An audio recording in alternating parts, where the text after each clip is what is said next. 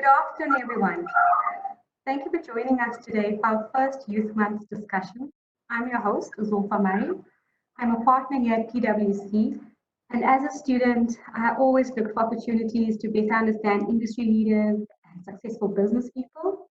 And it's an honor for me to host this discussion with you this afternoon. I have a few housekeeping rules, please, to ensure that everything runs in order. So I'll ask that you please mute your mic during the discussion. And if you have any questions, please submit them using the Q&A function. Before we kick off, let me provide some context to today's discussion. In South Africa, June is dedicated to the youth of 1976 who stood up against the apartheid government, laid down their lives fighting for freedom and the right to equal education. This year marks 44 years since the 1976 uprising, and not only do we remember those youth, but we also look at the strides made in addressing some of the issues facing the youth today, one of the most significant being youth unemployment. Joining me in the discussion today is PwC Southern Africa CEO Shirley Machaba and PwC alumnus and founding CEO of Bathu Sneakers, Theo Baloyi. A huge welcome to both of you. Thank you. Welcome, everyone. I'm excited to be here in the Masiar. Thank you, Zofa. Thank you. Thank you to the firm for the invitation. Great having you.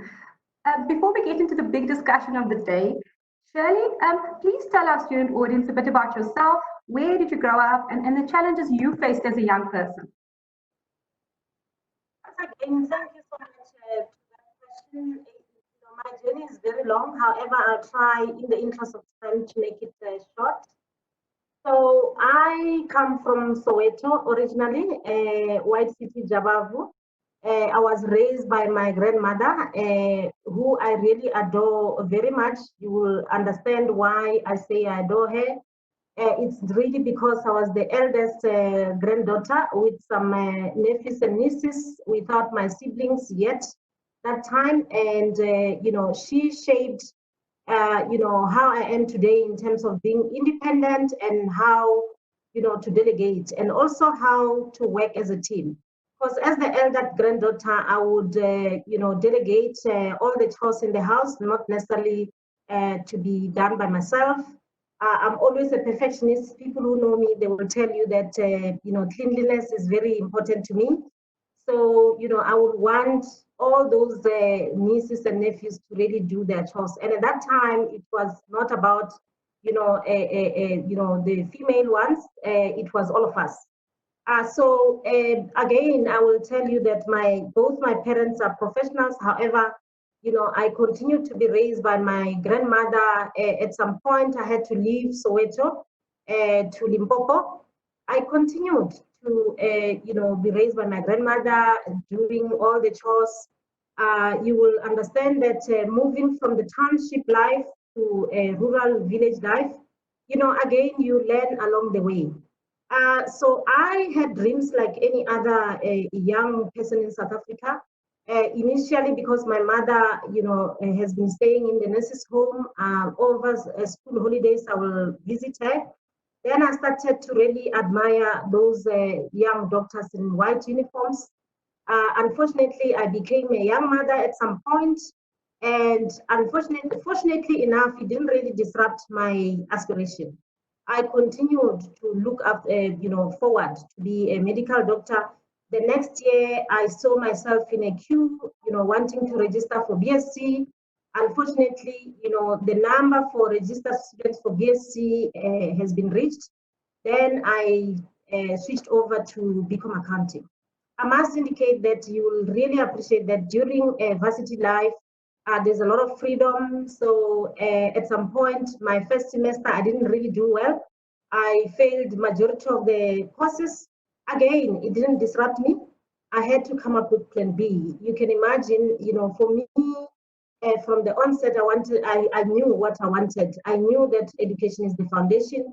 And being surrounded by both parents as professionals, I didn't have a choice. So I had to come up with plan B to make sure second semester I pass all my courses. Fast forward, really, I believe that, I had a lot of support from my parents, even if I had some disruptions in life, hence I'm here today. I'll stop there and then I'll continue with the next question in a short while. Thank you so much, Shirley. It was perfect to understand your perspective. Theo, over to you. Can you please tell us about yourself and something we don't know about you? Hi everyone. Wow, after Shirley's introduction, I don't know where to begin. But yeah, my name is Theo Baloyi. So I was actually born and bred in Pretoria, the first 10 years of my life. That's where I spent basically my primary school days in Soshanguve. My parents then relocated to a village outside Hammanskraal called Parke. That's where I went on to further my studies and obviously matriculate. And in 2009, I relocated to Johannesburg to further my studies. And at the time, I hadn't gotten a bursary. So what happened is that my dad, whom was a male nurse at the time, sold his car, because I did so well in accounting at the time, and he believed that I can do something with this profession. Because in our community, we didn't have anyone who had furthered their studies in accounting. It's always been policemen and nurses. So my dad was like, look at your grades, I believe you can do very well in accounting. So he didn't have money to sort of pay for my tuition my first year. So what happened is that he believed in me so much that he sold his car for me to go into varsity. And when I came to Joburg, because we didn't have a lot of money, I didn't have bursary at the time, I had to live with my uncle in Alexandra. And then that's where actually I spent a lot of my my life in Alexandra, where I learned a lot about business and careers. So I went on to get a bursary, and I was fortunate enough that after my post-grad, I went on to get a great offer from the firm that I love with my heart, being PwC. I got into a graduate program for 2 years in advisory, public sector, and then obviously then after the graduate program, I then became permanent with the firm.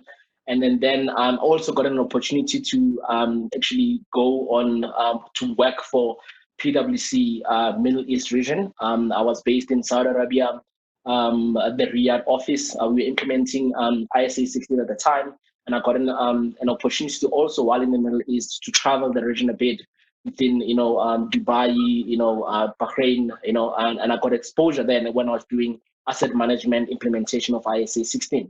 In the midst of that, between my travels, I'm a sneaker head myself. Having lived in the townships, we always, love dressing up, and we love, cool, innovative sneakers. That end of 2015, I actually had a valuable collection of sneakers, which I really, really liked and I appreciated so much. But then I realized that there's something missing out of that collection, an African sneaker brand, Then that's when I started the concept of starting an African sneaker brand, a sneaker brand that Africans can proudly affiliate with. And that was the birth of Bathu, or Bathu. Then I worked 18 months on the proof of concept, and I started from humble beginnings, and that is what I do today. I run my own sneaker brand. We've got about 7 retail stores. We just moved to a new headquarters in St. John, which is about 3,700 square meters. We employ about 72 people in the business. And then, that couldn't have been possible if I hadn't gotten the opportunities from my undergrad, postgrad, and obviously the experience that I've had with the firm. Wow, Theo, that is such an inspirational story. Thank you for sharing so generously. I'm definitely going to pick up on some of those things on the next hour. So on that, I just want to bring Shirley in now. Shirley, you are the first female CEO for PwC Southern Africa. And I mean, that's a lifetime's journey. Can you tell us about your journey at the firm and how has it that you got to where you are today? I will again try to be short so that it give the audience some time for interaction. I must say, my career started at the Auditor General. Those years, there was a program for those who want to be chartered accountants. You will do your 1-year articles with the Auditor General, and then you progress to a reputable firm. Those years, I had to join Coopers and Lybrand. And as I said, I had a fantastic career in the sense that I always used the strategy of raising my hand. all the time, that time, there were a lot of people who were not necessarily planned, but, I was one person who will not want to be in the office without doing anything for the whole day. So I will be assertive, progress to the partner's office and ask for work. And every time when I get, that opportunity, I will not take it for granted. I will perfect whatever I do so that at least they, again, provide me with the, additional opportunities. Fast forward, I must say, I had to leave PwC then and joined again Auditor General because I was under their training program. So at the Auditor General, I became the Performance Audit Manager. It was a very short space of time, like maybe 9 months, because I felt I'm missing the profession. I rejoined PwC in 2004. I must indicate that before I rejoined PwC in 2004, I served as the head of internal audit at the Department of Justice, and that's where really I also perfected my leadership skills. So while I was in PwC, I was an associate director.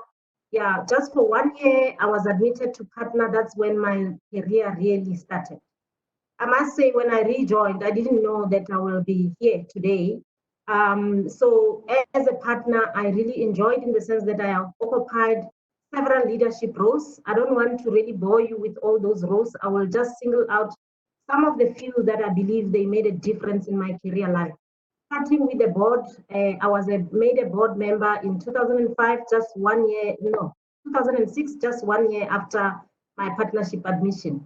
I progressed through that governance structure, and then I became the chairman of the board, the very first female chairman of the board in 2012.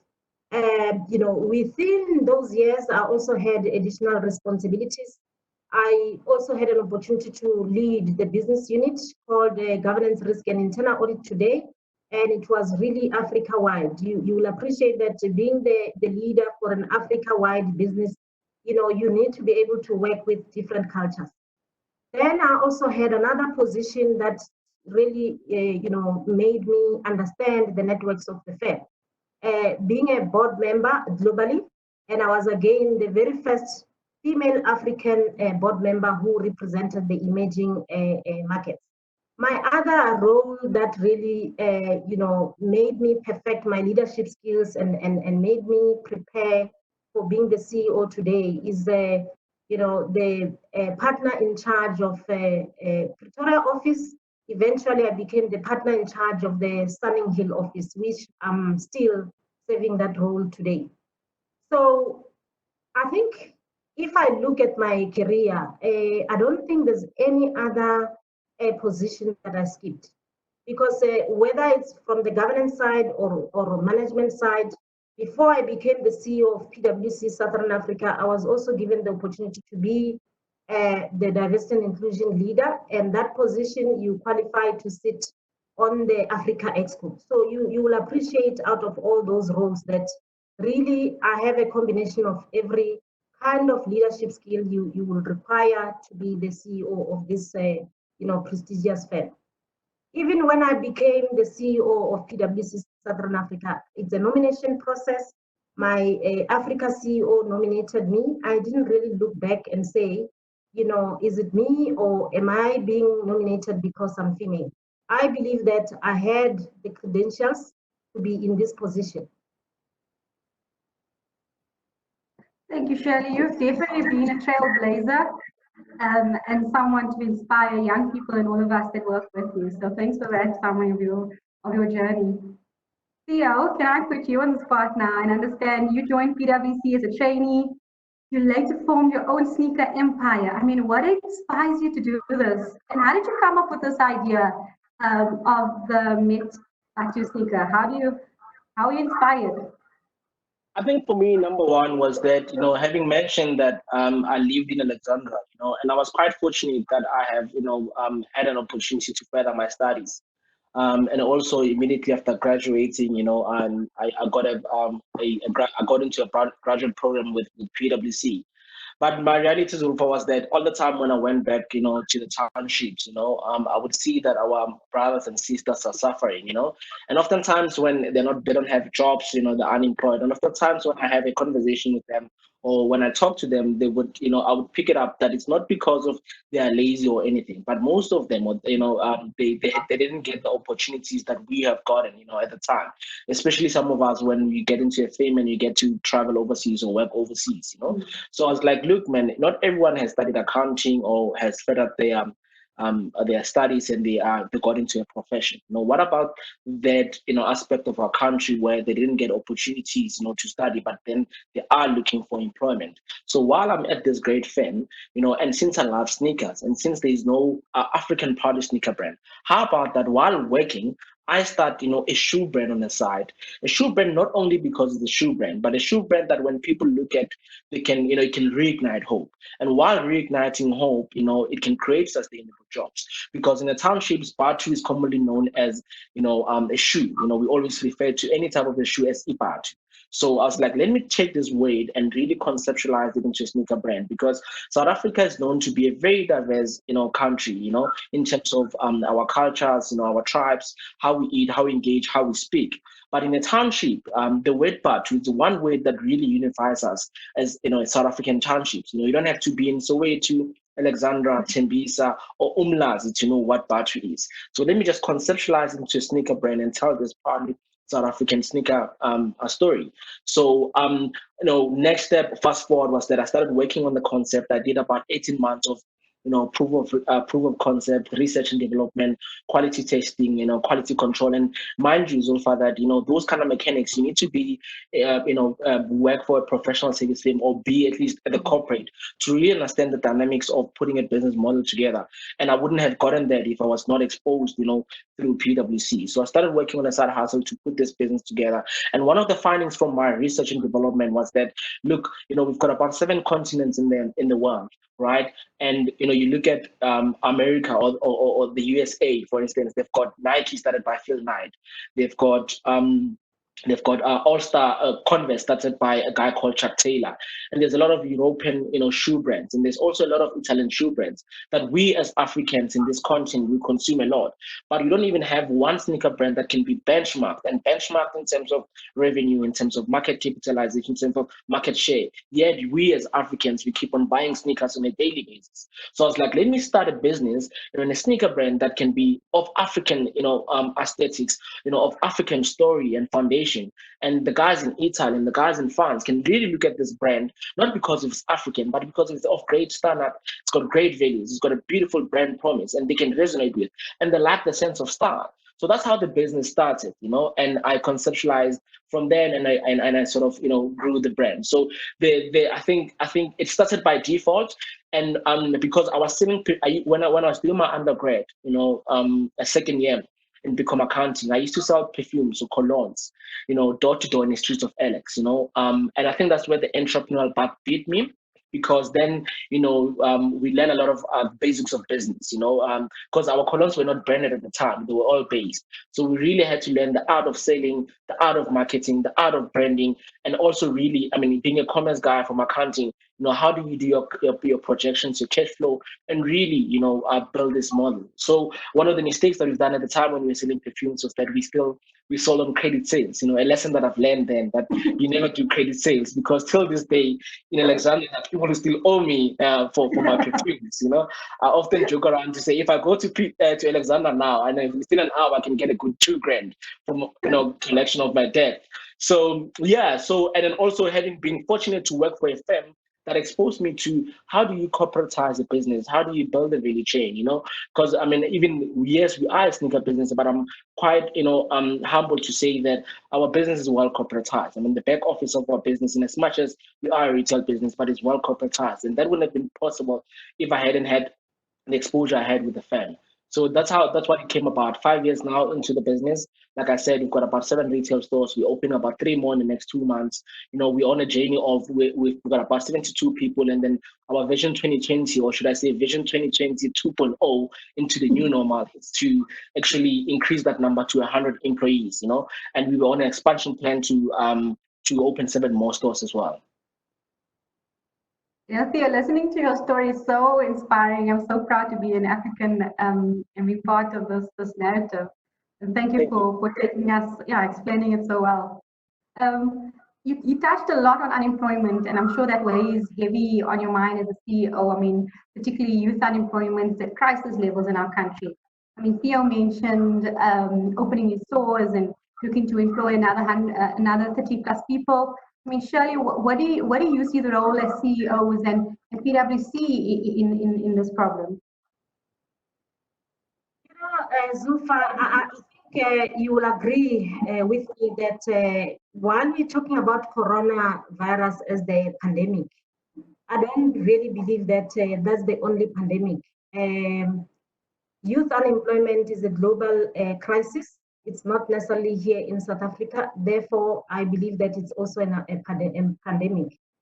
So, you know, and any pandemic will need a strategic plan that is very national. It doesn't have to be only local.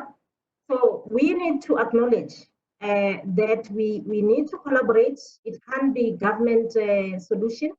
Only it should be a collaboration between business, you know, government and civil society. And I'm really happy to hear what Theo has shared with us, because young as he is, he didn't really want this, you know, problem of national interest to be solved by a particular structure. He is also involved, and thank you for that, Theo. This is really a good story to tell. So from PwC side, we look at this crisis from a different angles. We appoint young people to the tune of more than 750 in a year. And what do we do to upskill them? We have different programs. Those programs are not necessarily focused on audit. They are focused on different businesses that we have, be it advisory, be it tax, be it you know, broader assurance service, which you know is very known to everyone as the risk assurance services. So we need to make sure that through those programs, our people are upskilled. That's what we did with Theo, and I'm proud to see, you know, him really flourishing, and not necessarily only himself, even the 72 people. You know, the target story that is alluding to say he is targeting to open additional stores. It's really exciting. So our people are trained around through those programs, and we make sure that while we are recruiting those people, while we are training them, we don't forget about diversity and inclusion, because we are an organization that really takes diversity and inclusion very seriously. In addition to that, you'll appreciate that in South Africa, we have a transformation. So we make sure that everything is integrated so that at least we have a diverse workforce that is going to be properly upskilled. As soon as they go out there in the market, they become the Theos of this world, or they remain in the professional organizations.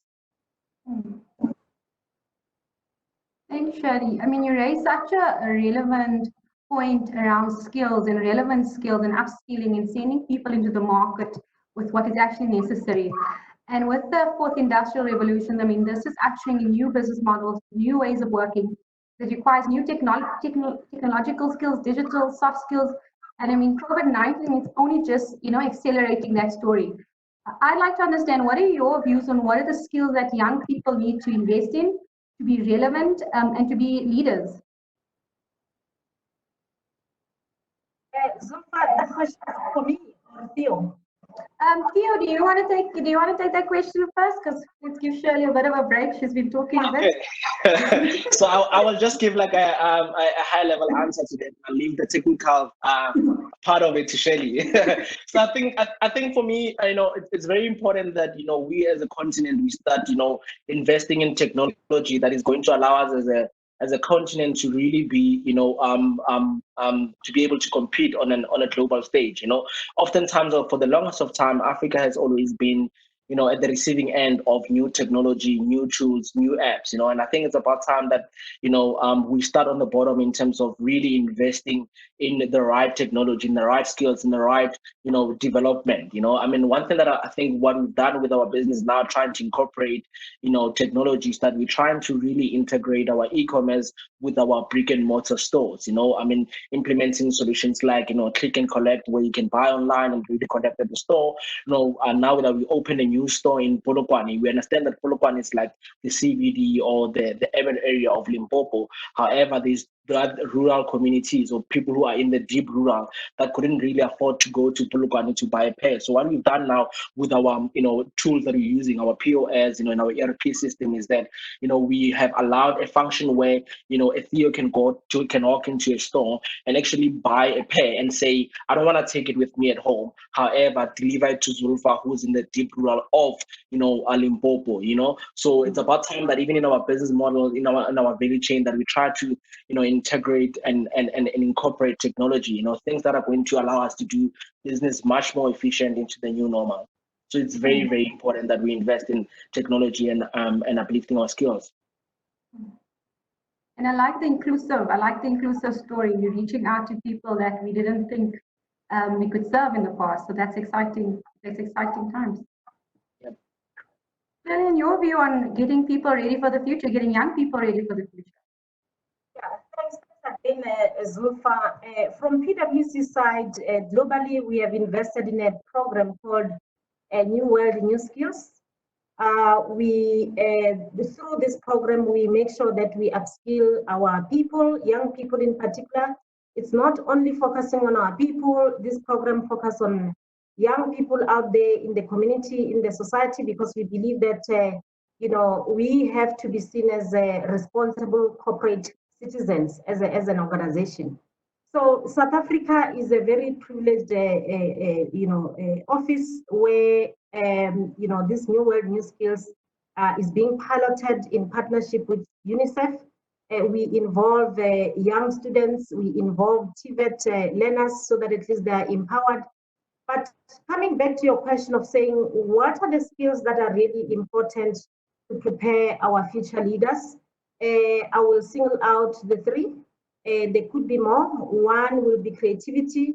The other one will be problem solving, and the other one will be really what Theo has mentioned. It's about understanding technology. I don't see any relevance going forward if you don't understand technology. So what do you really do as a young person to really develop these skills? It's very easy. It doesn't really need a rocket science.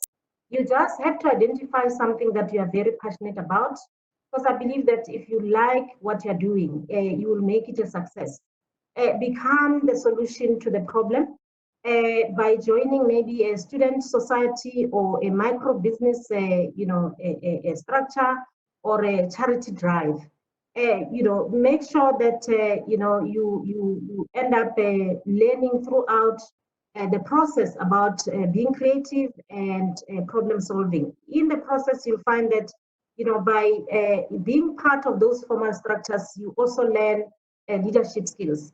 I must say, if I look at my journey from the time when I became a student, I don't really regret any skill that I learned along the way, and that includes job shadowing, part-time jobs, the whole issue of volunteering. You are not necessarily wasting your time because you are going to build up a lot of skills that is going to be eventually included in your CV. So let's talk a bit about technology. At PwC, we have an app called Digital Fitness Assessment, DFA in short. You are not necessarily expected to be coding. You just need to have the basic understanding. Before I really unpack that DFA, you can follow a lot of softwares that are really free online courses as well that are free, so that at least you become a technology astute. Now, let's look at this app that I'm talking about. It has been internally developed by PwC. You are very free to download it from either a Google Store or Apple Store. And you are given, I think it's the 31st of July, it's going to be very free to every one of you. So please take up this opportunity because it's about opportunities that are presented to you. You will see that you will have to take an assessment first. Let me share with you the invite code. The invite code is LRNALL. Repeat, L for Lawrence, R for Ronald, N for Nancy, A for Albert, and double L for Leonard again. So really, you have this opportunity to make it work. It will assess you how prepared are you in terms of understanding the basics of technology. However, really, there might be some young people who want to take this process to the next level. You know, you can now become astute in technology by going through the apps that are free, again, as I said, and online lessons, which you know they can prepare you to be very, very technologically astute, so that at least you are relevant to the job market out there. So I can say that Zulfa, you know, the world is really prepared for the energetic. If you don't embrace the resources that are made available to you, whether it's technology, whether it's any other program that is really presented to you, it's really your choice. I cannot imagine a young person today saying that they don't understand technology. You will definitely be irrelevant if you don't. Thank you very much. Thank you, Shirley. So I'll repeat that again. It's the digital fitness app. I do encourage you to take it and compete with your friends, because that's what we do. We compete with each other to see how we improve our scores on the assessment. You can learn quite a bit. I loved your response about being energetic and that success lies in being energetic. And I think that leads nicely into my question to Theo as a young entrepreneur. Why do you think entrepreneurs are necessary for driving our economy? And what advice do you have for young people to enter into this entrepreneurial space? Yeah, thank you, Zulfa. I think, oftentimes is that, we as South Africans or citizens, we always expect, our corporates to really do something about youth employment or unemployment in the country. Or we always expect the government to do something about, unemployment in the country. And I think it's very important that, entrepreneurs also, try to contribute to decreasing the rate of unemployment. Like I mentioned earlier on, that I was very fortunate to have, gone to school and graduated in record time and worked for a great firm. But where I come from in Alexandra, there's a lot of people that hadn't had that opportunity. Some of them, they didn't even finish matric. What are we doing about that?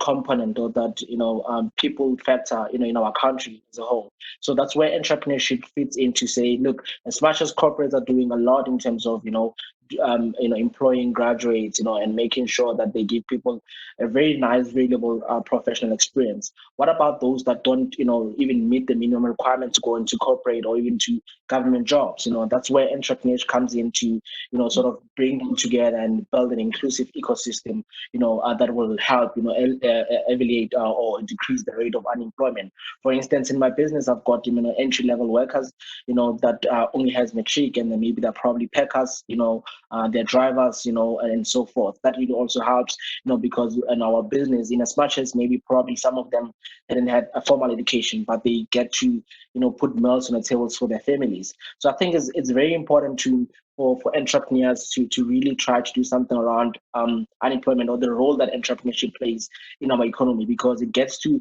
really build or help build an inclusive ecosystem, that really helps take the continent forward in future. So I think it's very, very important, or the role of entrepreneurship is important in our ecosystem.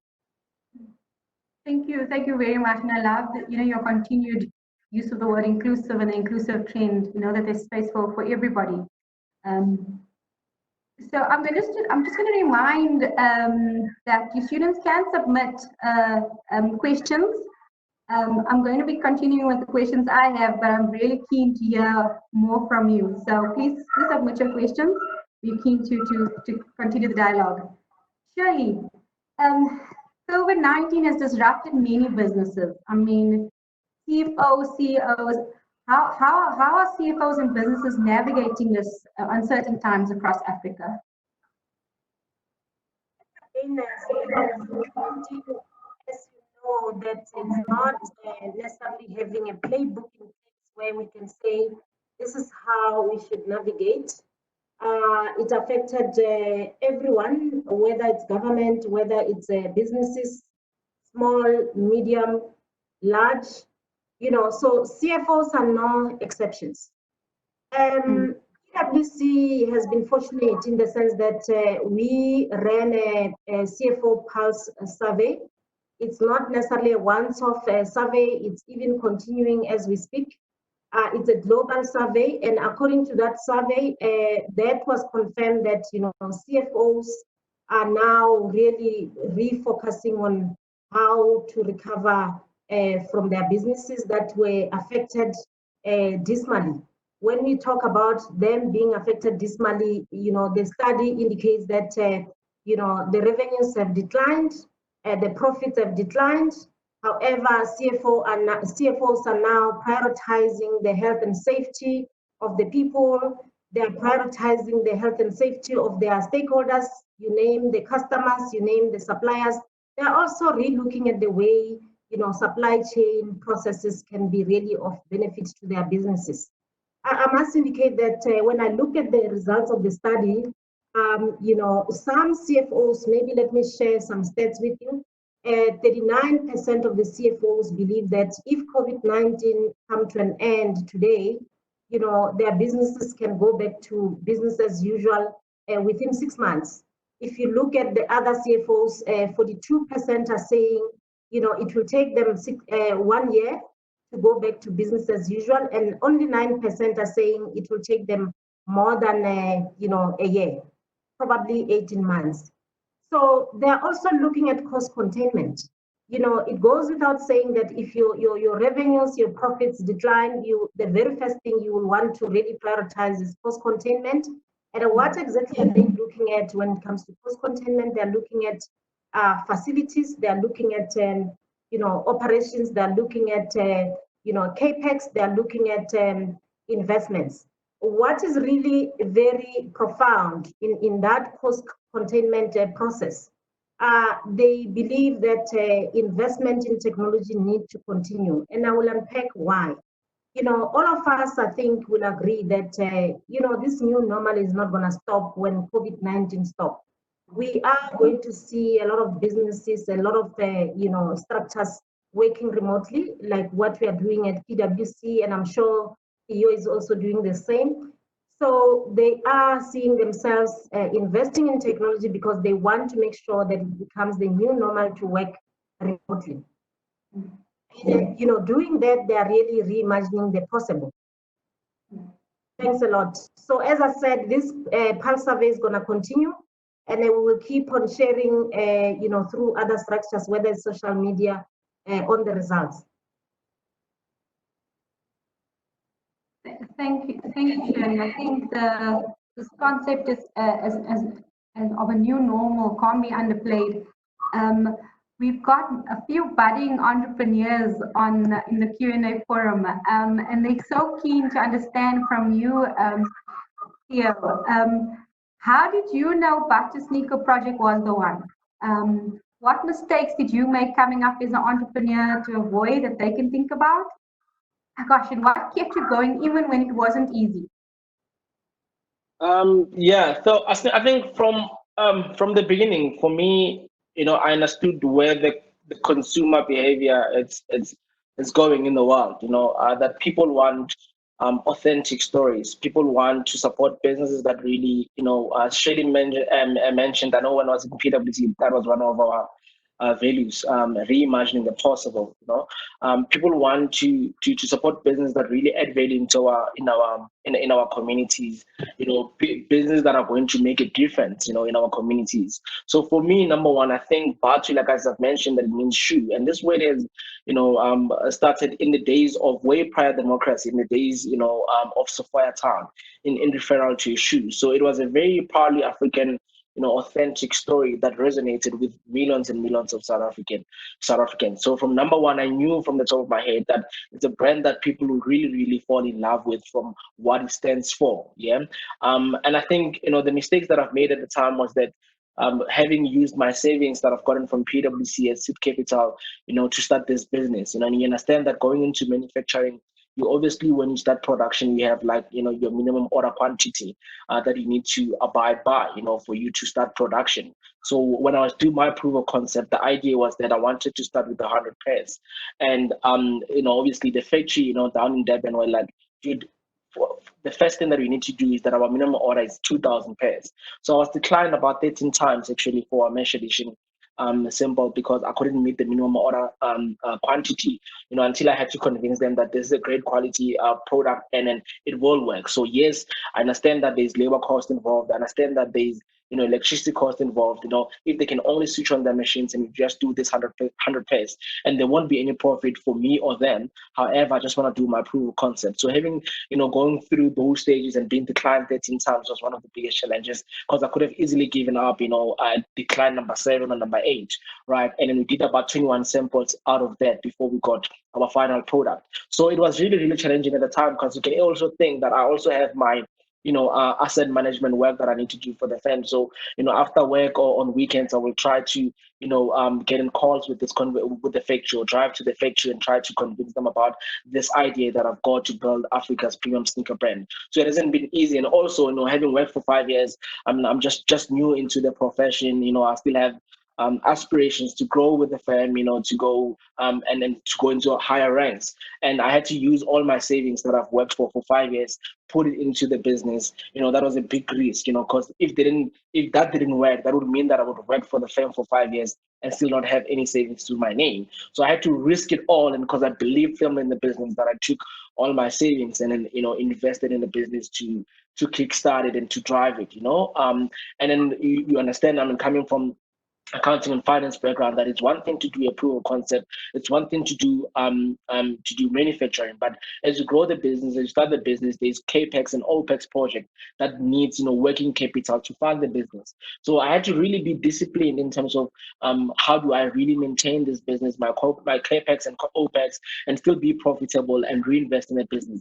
At some stage, I had to use, because the business was out of cash, I had to use my own salary, to really keep on funding the business so that it was successful. So those are the kind of challenges that I experienced or that I encountered at the early stages of my business to really get this business, to grow and scale, And like I said earlier on, now that it humbles me that we are a well corporatized business with an end-to-end value chain that speaks to each other, and then we use our own working capital. We're not funded by anyone to expand the business and to grow the business. Everything else that you do, from our headquarters to our payroll, to the assets that we buy in the business, it's all our working capital that we've built over the years. So it hasn't been easy. There's so many things that are still yet, encountered till this day and age. And I think it's about time that we, whenever we have this kind of problems, one can take a call and call Shirley and say, hey, this is what I'm experiencing. How do I go about it in terms of corporatizing and building a value chain?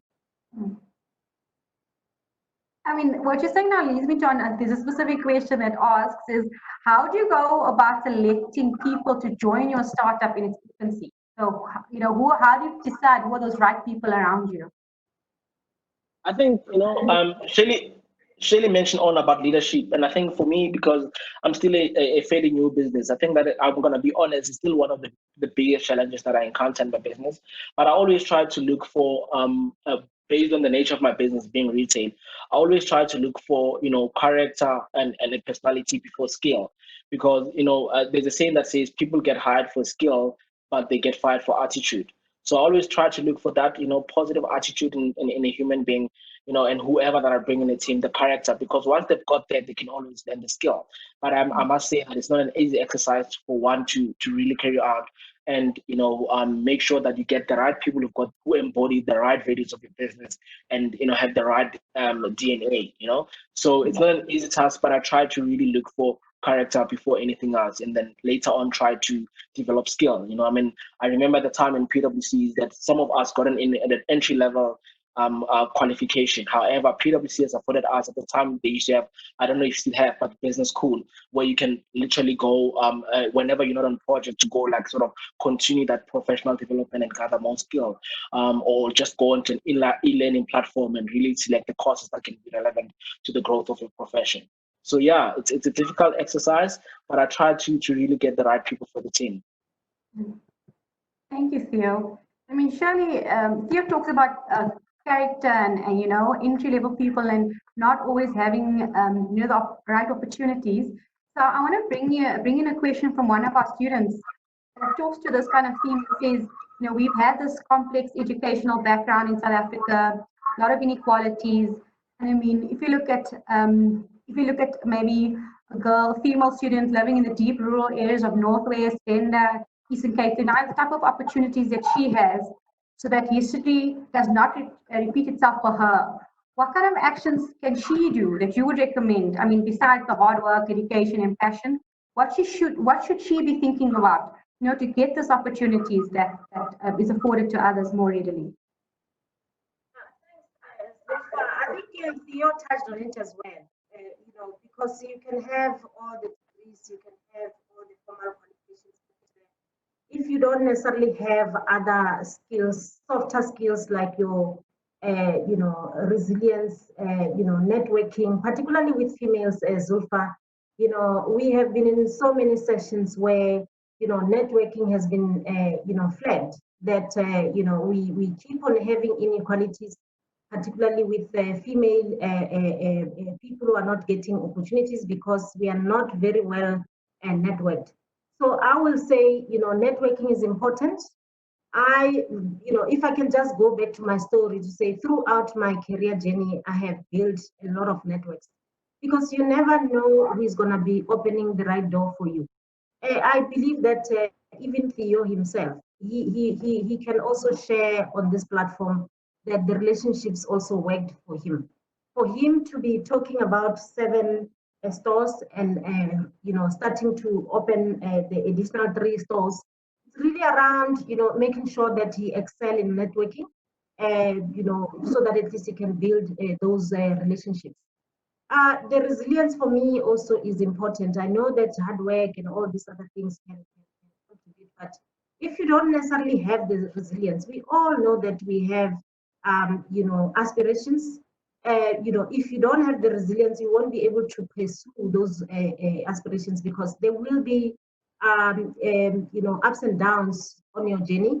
I cannot remember anybody who has been successful today who doesn't share about his or her ups and downs. So it's about being resilient and making sure that things work for you. You surround yourself with your network, those who are going to be able to support you, mentors, who are going to really believe in your story and also believing in yourself. I wanted to forget believing in yourself and having the confidence. You can have everything. You can be surrounded by good people who are very happy to help you. But if you don't have the confidence in yourself, it doesn't really work. That's really my experience. Thank you, Shirley. Yeah, backing yourself. I mean, you got to back yourself and be your number one. That is such valuable insight. Theo, I want to ask there's a very specific question coming your way, and that's around when do you intend to take this global, or do you intend to take Bathu global and compete with the likes of Nike anytime soon? Yes. So basically, when we started, our vision was to build Africa's premium sneaker brand. Like as I've mentioned that, in my research and development, I realized that we've got a lot of shoe brands that we as Africans, consume. That comes from South or North America or Europe even. I wanted to build a sneaker brand that comes from this continent and can be benchmarked with those international footwear brands. Benchmarked in terms of profitability, even CSI, market share, and the likes, even quality, product quality as well. So yes, we want to do it, and the strategy is that our approach is that we want to start with the SADC region first. Because we're still an independent business. We're actually planning to open our first store in Botswana next year and penetrate a few of our SADC countries as well. And then the thing is that once we go to the rest of Africa, being the East and West Africa, we obviously need to raise some funding, to penetrate those markets. And then later on, obviously, take the other regions in the world. I'm very excited. When I hear your African story, I'm very excited. I can't wait for this journey to unfold for you. You have I'll get a front seat to that. Thank you. So, I mean, so maybe just to ask beyond, the corporate and the entrepreneur and the business people, I mean, from both of you, your work-life balance, I mean, you still have lives. Maybe share with some of the students the human side. Theo, do you want to go first? Yeah. So I think for me, my morning routine is that I'm part of the 5 a.m. club. So I start my day with a run, and then I meditate. Actually, I missed my run this morning because I woke up late. We just got back from Polokwane. It was a bit cold as well, but I'll try to go for my run this afternoon. So I run a lot. One of the things that I like doing is that I like cars. So oftentimes I go to the AMG driving experience, get on a race course because really I love the adrenaline and I really enjoy, that, and I'm a family guy. So socially, I also like, hanging around on weekends with my cousins and my family as well. Yeah. From my side, Zulfa, can you hear me? Can you still hear me? Yes, I can hear you. For me, I really have been battling in my mind about this work-life balance. And I really took a key message from our former CEO who one day said, there's no such thing as work-life balance. We rather talk work-life integration.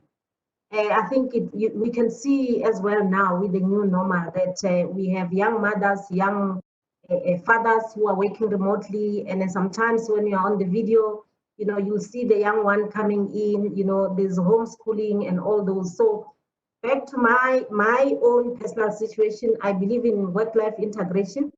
I do run, Theo, so maybe at some point we will have to compete. But please don't tell me about more than 10 kilometers because at the moment. Yeah, we can do a 5 kilometer, Shirley. It's fine. So I run a lot every Saturday or Sunday, depending on what I'm doing over the weekend. But I make sure that once a week, I run, and I'm now addicted to running. Saturday, people who work with me, they will tell you that Saturday is really my time.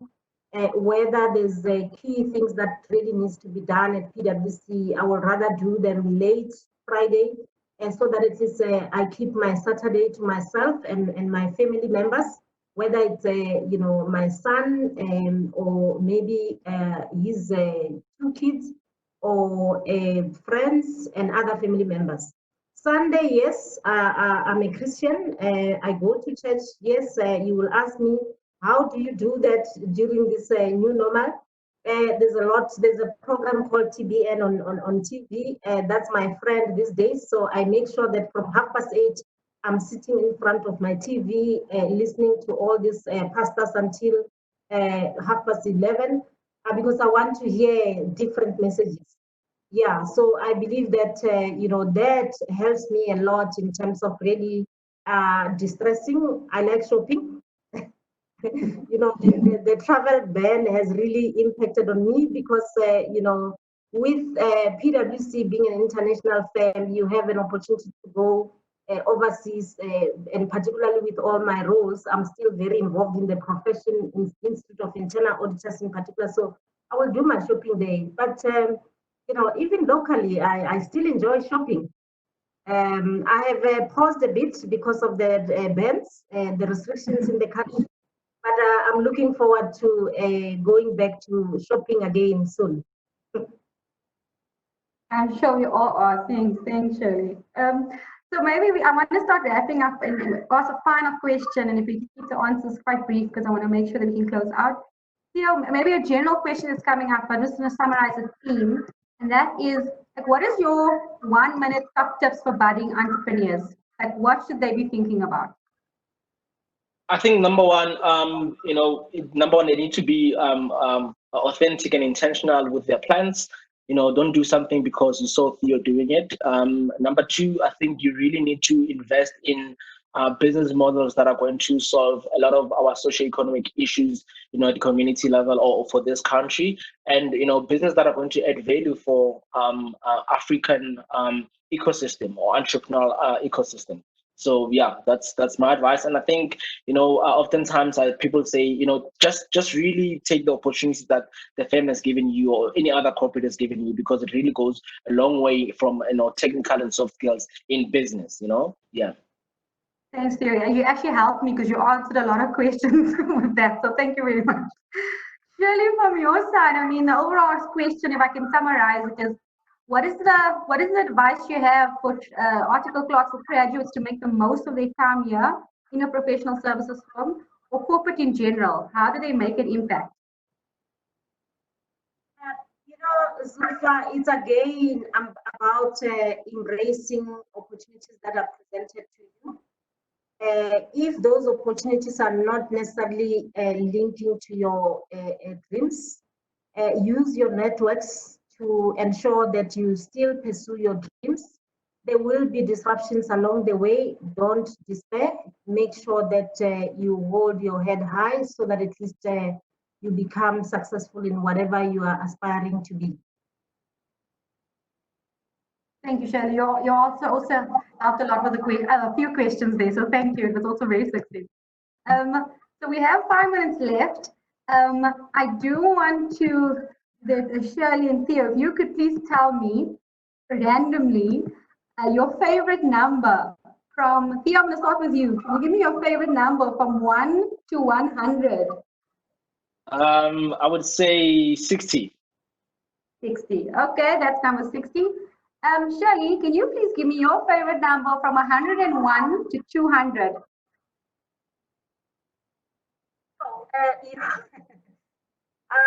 Let me say 189. 189. Okay, and then I'm going to choose my favorite number from 201 to 281, and the number I'm choosing is 251. Okay, and I've asked this random question because there are about 281 attendees today, and we've now randomly selected 3 numbers between the 3 of us, and you will be the lucky receivers of Bathu Sneakers. So well done. We will be sharing the winners with you via correspondence and on the social media platform. So well done, guys. Okay. Thank you so much. This has been such a quick discussion. I really wish we had more time to unpack more of your questions. I've really enjoyed the discussion, Shirley and Theo. I've been inspired. I've learned much from you.